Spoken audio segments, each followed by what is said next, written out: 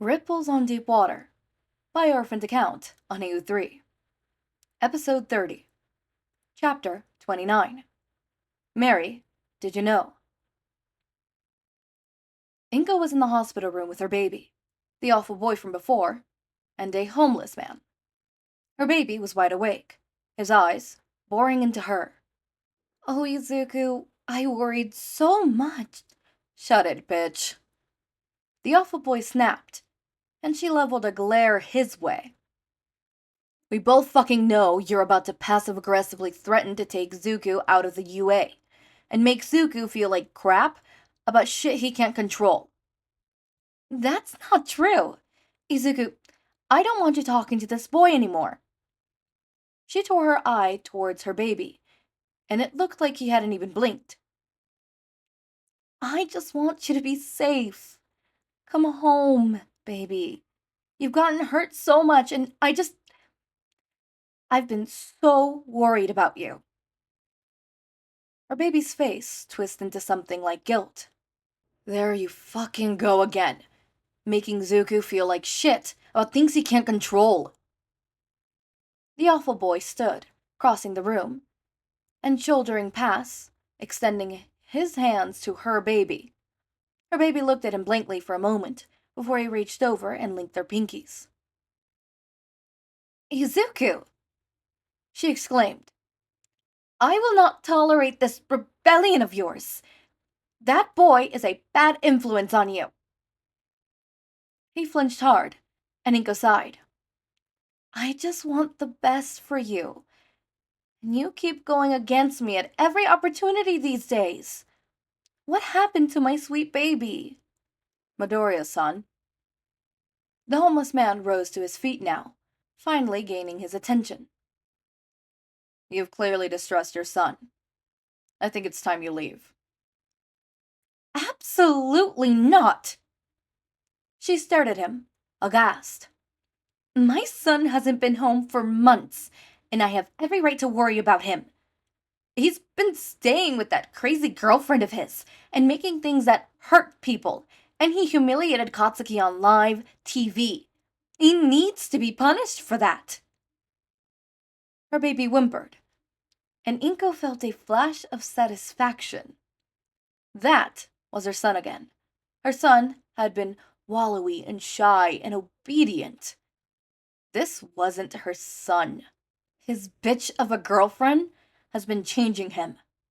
He was cruel and rude and rebellious. The homeless man's eyes flashed red. I won't ask you again, Midoriya-san. How dare he? Leave. No, I have every right to lecture my son. There's a fine line between lecturing and blaming him for things he can't control. And from testimony from your neighbors and Midoriya-kun's friends, you cross that line too often. The fact that you'd not report him missing when he left your household and didn't see him for several months, and that he voluntarily is catering under Article 31, Section 12, as child neglect. And you can rest assured that you will have charges pressed against you. Inko opened her mouth, then closed it. Excuse me? From the testimony of the aforementioned crazy girlfriend, Midoriya-kun also had visible wounds from school that were never reported, and he never contacted the school about possible bullying, which is categorized under Article 31, Section 24, as willful ignorance, and it's classified as child neglect. Inko stared at the homeless man, then curled her lip, all facades dropping. Sure, he got a little roughed up, but it was character building, not bullying. And who the hell are you? The homeless man raised an eyebrow. Aizawa Shouta, a.k.a. Underground Hero, Eraserhead. As Inko turned around and stormed out, she heard the homeless man make a call. Nezu, you better have some fucking good lawyers. It had taken about 10 minutes of tense silence after Shota's phone call for the younger Midoriya to finally break down in tears. Shinsou carefully perched on the edge of the hospital bed, holding his friend close to his chest as the smaller boy cried. Shota looked at Midoriya now and was struck by how young he was. It was so easy to forget that Midoriya was just a kid. He was 160 centimeters of raw determination and near terrifying intelligence, but he was 15. 15 was too young to deal with this world's bullshit.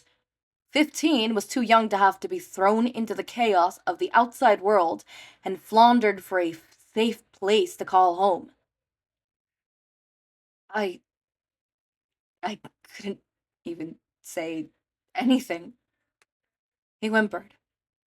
I froze.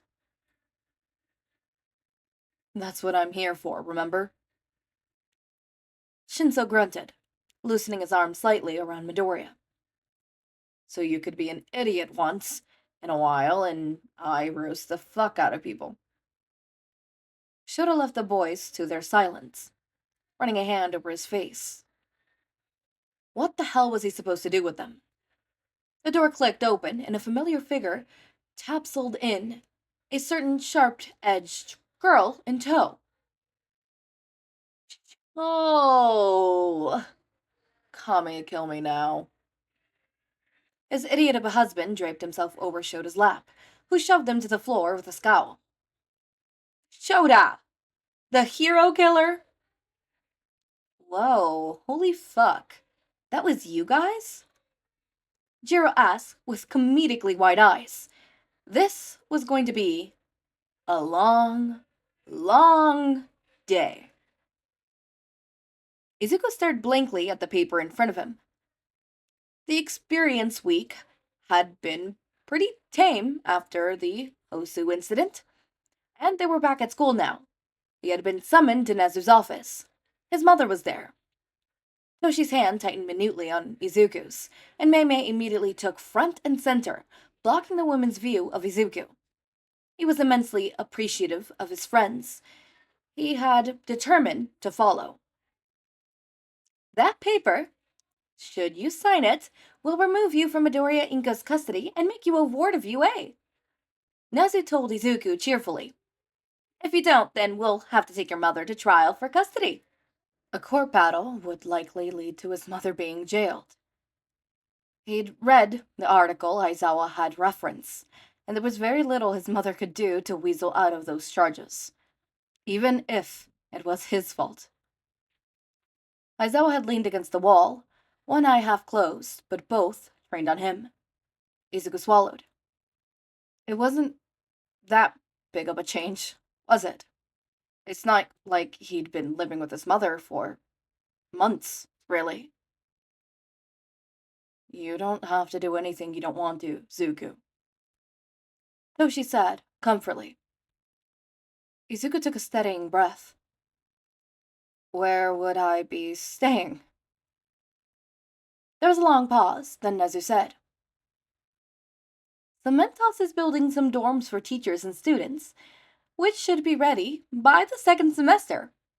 The teachers is almost done, so you would be living there. Until then, you could stay with a friend. UA was the safest place he knows. He'd be safe here. Safe from Katsuki. His decision had been made, before he got here, really. In small, shaky print, he scrawled Midoriya Izuku on the line. He'd be safe here. Fire in the air, a lake full of villains, screams of students, a man with a hand on his face behind it all. He was safe at UA. He had to be. Let's go. Woo-woo! Okay, I don't have much to say. I'll be deadass. I don't have much to say. My list is really acting up today, so there might be one or two takes of me saying a word improperly today for this video. Because for some reason my list was acting up today, and I apologize deeply. You can make fun of me in the comments. My lisp is just acting up today. I've had to retake a lot of things, so if there's something that slipped through, I'm sorry. I don't really go through and re-listen to what I've already, done, because, like, I just don't, So, whatever is said incorrectly is said incorrectly. I'm just going to take it as it is. Anyways, as always, my raindrops, make sure to eat, sleep, drink water, take your meds. Have a wonderful day or night. Link to my Discord server and socials are down in the description. Subscribe to see more of my content, and thank you so much for watching.